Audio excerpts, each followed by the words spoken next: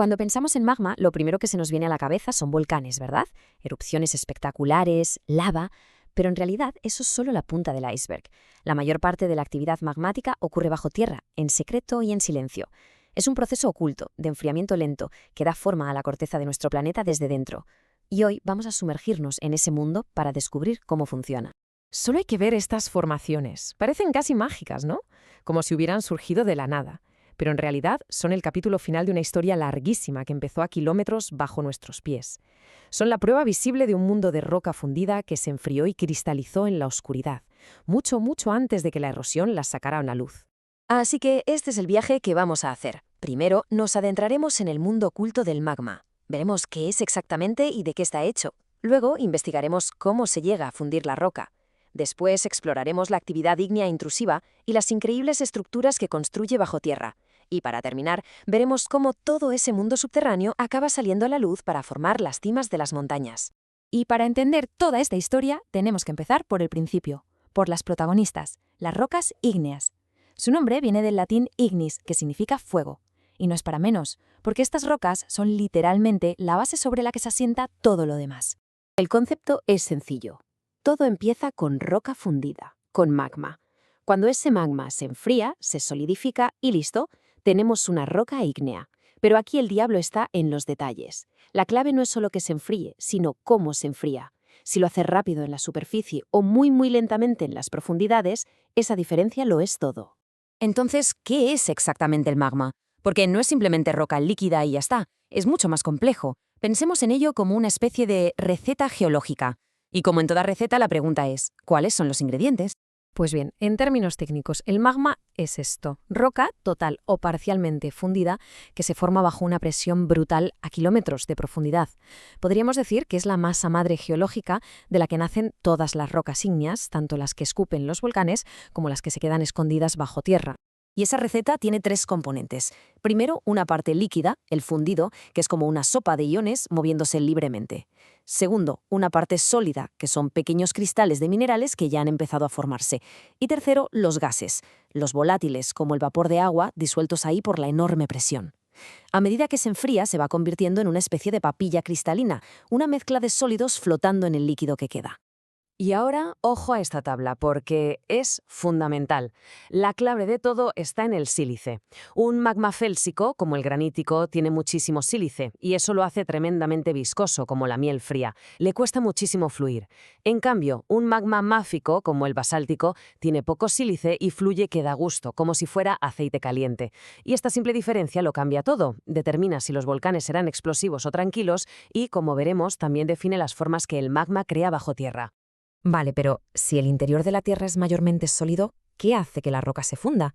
No es tan simple como podría parecer, no basta con darle más calor y ya está. Hay algo más.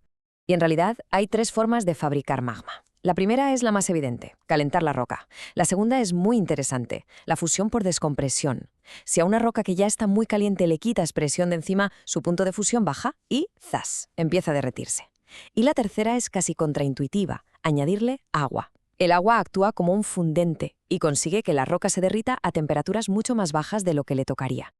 Y aquí entra en juego un concepto clave, la fusión parcial. Imaginemos una roca como una tableta de chocolate con trozos de galleta. Si la ponemos al sol, el chocolate se derretirá mucho antes que la galleta. Pues con las rocas pasa algo parecido. Los minerales con puntos de fusión más bajos, que suelen ser ricos en sílice, se derriten primero. ¿Y esto qué significa? Pues que el primer líquido que se forma, el magma, tiene una composición distinta a la roca original. Es más rico en sílice. Este proceso es la gran fábrica de diversidad de magmas que tenemos en el planeta. Bien, ya sabemos qué es el magma y de dónde viene. Ahora llegamos al corazón de la cuestión. ¿Qué pasa cuando ese magma no llega a salir a la superficie? ¿Qué ocurre cuando se queda atrapado y se enfría lentamente en las profundidades? Aquí todo se reduce a una cuestión de velocidad. ¿Lento o rápido? El magma que forma rocas intrusivas es como la tortuga de la fábula. Se enfría despacito bajo tierra, dando tiempo de sobra para que los cristales crezcan y sean grandes, visibles a simple vista. En cambio, la lava, que forma rocas extrusivas, es la liebre. Se enfría de golpe en la superficie y los cristales son tan pequeños que ni se ven. Esta frase lo resume perfectamente. Es magma que se quedó a medio camino, que perdió el impulso, y se quedó, por así decirlo, congelado en el subsuelo, solidificado para siempre. O bueno, al menos hasta que la erosión lo vuelva a sacar a la luz. Y ojo, porque este magma atrapado no se solidifica de cualquier manera.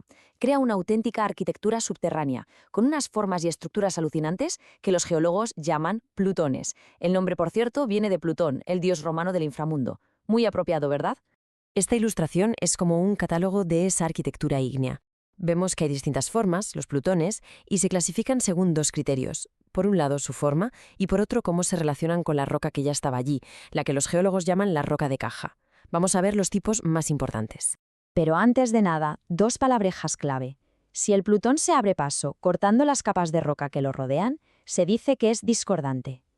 En cambio, si se cuela entre las capas, en paralelo a ellas, es concordante. La pregunta es fácil. ¿Corta las capas o se adapta a ellas? Empezamos con los diques. Pensemos en ellos como si fueran muros de magma solidificado. Son discordantes, es decir, cortan sin contemplaciones las capas de la roca de caja, como un cuchillo que atraviesa las capas de una tarta. El magma simplemente ha aprovechado una fractura y se ha solidificado ahí dentro. Y luego tenemos los sills. Si los diques son como cuchillos, los sills son como el relleno de un sándwich. Son concordantes.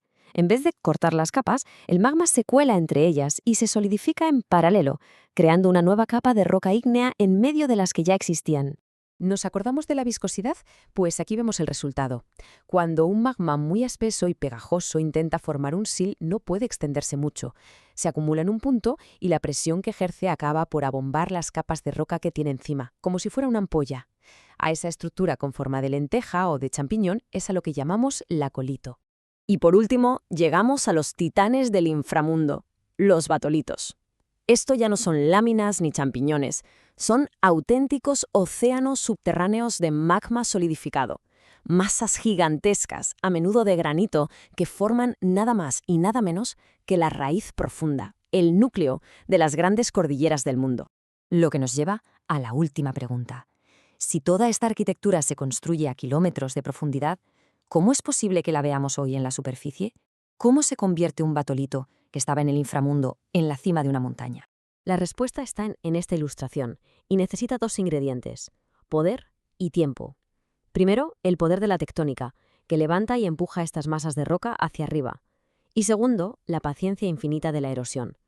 Durante millones de años, el viento, el agua y el hielo van desgastando las rocas más blandas de la superficie, como si fueran escultores, hasta que finalmente revelan el núcleo de roca dura y resistente que había debajo.